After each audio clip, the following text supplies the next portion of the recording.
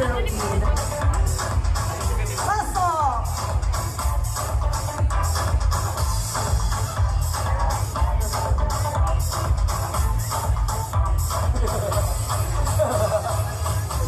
Channel number 17. Question number 14, and the question is, do you believe that education is the key to success? Again, do you believe that education is the key for success? Before I start my answer, I would like to say thank you to my father na ginawa ko ng festival. Para lang sa pamilya. And also, this is my answer.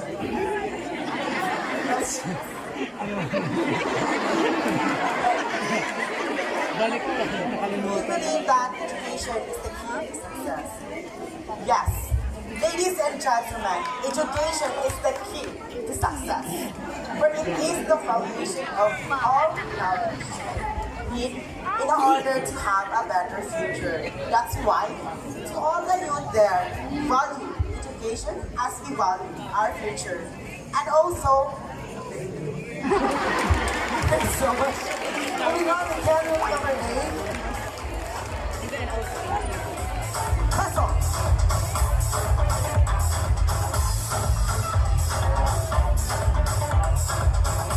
Channel number 8 is question number 10.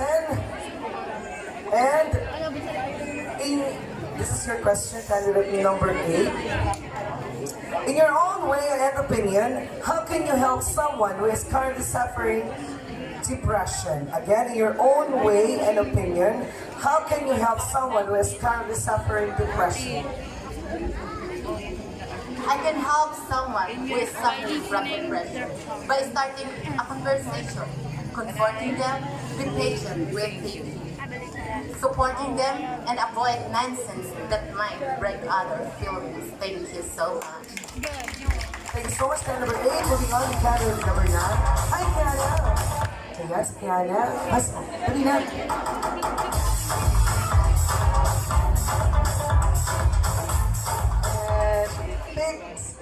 Judge Lopati. Question number 4. And the question, candidate number 9 is, if you will be given a chance to be a legislator or a part of the legislative of the country, what will be the first law you will propose? Again, if you will be given a chance to be a legislator or a part of a legislative of the country, what will be the first law you will propose? Thank you so much for your beautiful question, Nangtag. If I will be given a chance to create a law, if I will be given the monthly salary and insurance like SSS and PhilHealth to all farmers in here in Philippines. In this case, all farmers will live a dignified life rather than praise magsasaka lang. Because of the end of the day, we cannot have food in our plate without those hardworking farmers. That will be all. Thank you so much. Thank you so much, candidate number 9. Number 10, Happy Birthday, Pastor.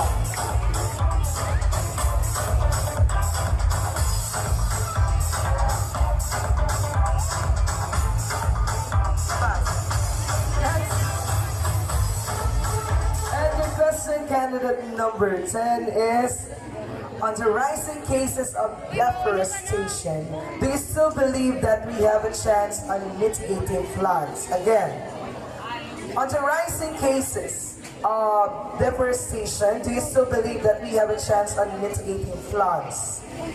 Okay, for me, while keeping floods from ever happening is completely impossible. We can and should take measure to minimize the amount of flooding that does occur and prevent extensive damages. Flood prevention is an interesting science because it's very difficult to truly prevent a flood from ever occurring.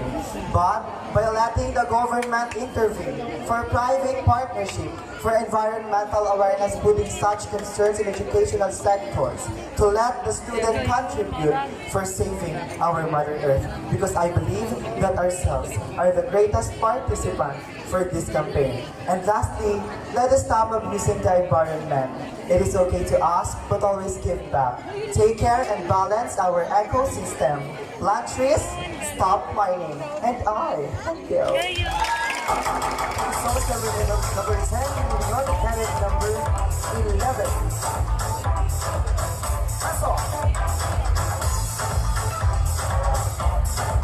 Ulit mo ka naman sa bagay ka sa kanila. Ulit.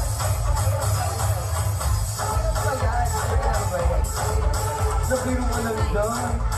And the question is number 12. Number 12. Which is better?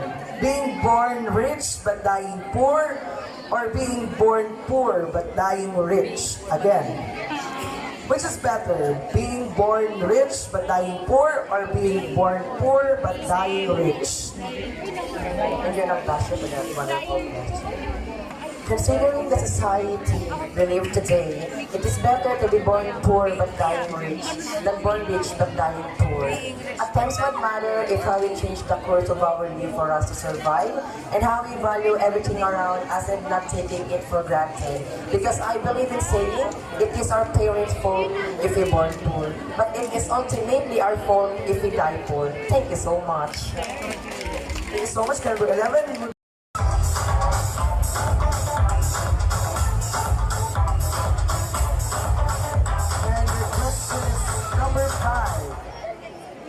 As a person having to decide on a day-to-day basis, how do you think through all your decisions? Again, as a person having to decide on a day-to-day basis, how do you think through all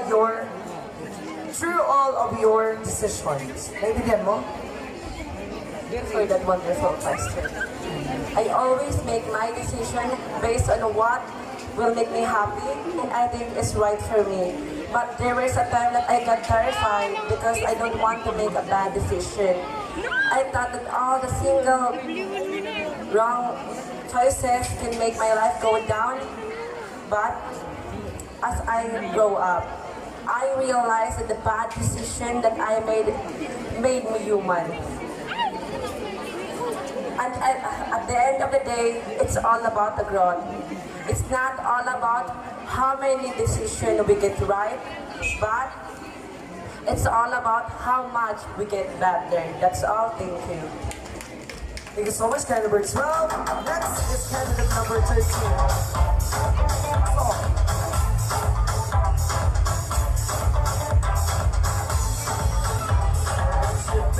Question number 11. The question is, how will you differentiate education, rights, and privileges? Again, how will you differentiate education? Is it rights? Again, ulitin natin. How will you differentiate education, rights, and privileges? Education is legally guaranteed for all without any discrimination. A right is something that cannot be legally denied, such as the right to free speech, press, religion, and raising a family. A privilege is something that can be given or taken away and is considered to be a special advantage or opportunities and is considered to the certain people. Thank you. Thank you so much, candidate number 13. Next, candidate number 14. And, Ate Girl.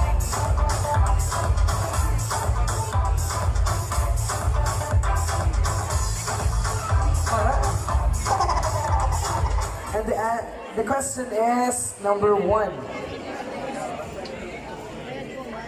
Question number 1. Are you in favor of same-sex marriage? Why? Again, are you in favor of same-sex marriage? Why? Thank you so much. In a world dominated by, we do not know what are the boundaries and what we call values that will always put within our mind that there are two laws existing, the law of man and the law of God.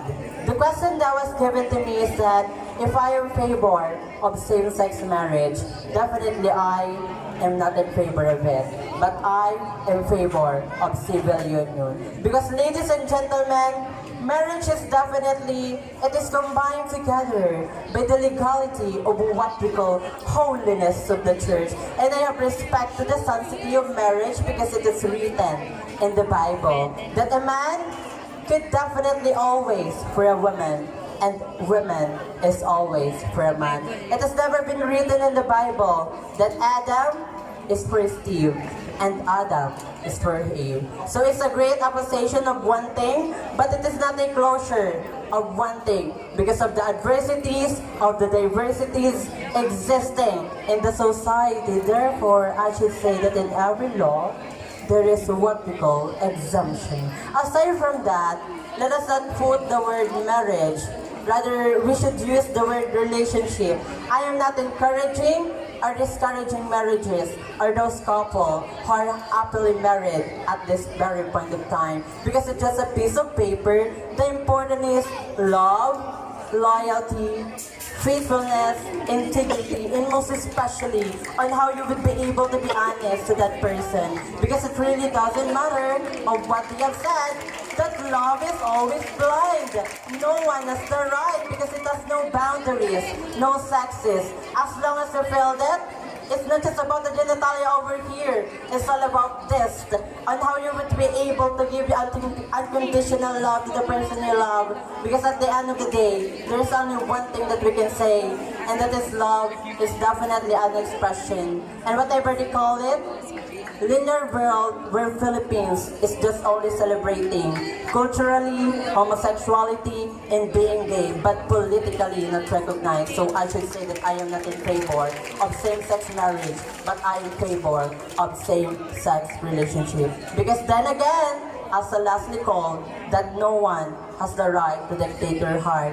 No matter what sex, gender you've got, no one should ever read it after all. All of us is a living individual. We are intrinsically and most definitely diverse to come because God is love, so we should spread it. Mabuhay. Thank you so much, candidate 14. Moving on to the last candidate.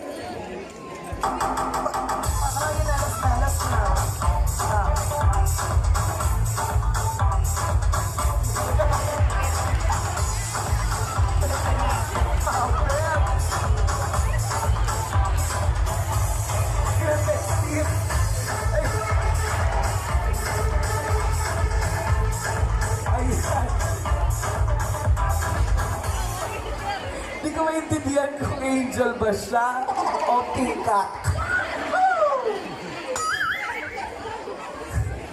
Your question is coming from number 8. And the question is, how can you say that someone is worthy to be called a hero? Again, how can you say that someone is worthy to be called a hero? Okay. Thank you for that wonderful question. I can say that someone is worthy to be called a hero because there are someone who does good and courageous things for other people being asked to do. Someone who has a strong sense of justice upon that sense. Because I believe, ladies and gentlemen, a hero should not say for the sake of it. Thank you. Thank you so much, candidate number 15. There you go, ladies and gentlemen, the preliminary question and answer portion. At this moment, we're going to start now the talent competition, starting with candidate number 1.